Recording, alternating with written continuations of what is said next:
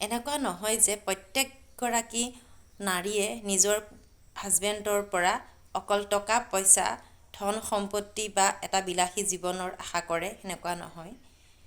এগৰাকী নাৰীয়ে নিজৰ মানুহজনৰ পৰা অকণমান আন্তৰিকতা, অকণমান সহানুভূতিৰ ভাৱ, সমাজত অকণমান মূৰ তুলি কথা ক'বৰ পৰা অকণমান সাহস বিচাৰে।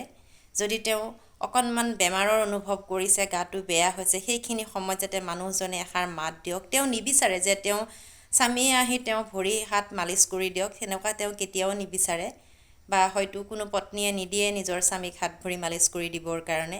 মাত্ৰ এটাই বিচাৰে, তেওঁ যাতে আহি সেইখিনি সময়ত তেওঁ গাটো কেনেকুৱা পাইছে, তেওঁ কিবা খাইছেনে, এনেকুৱা দুআষাৰমান কথা সোধে। এইখিনি কথাক লৈও কিন্তু আজিও বহুত নাৰী সুখী।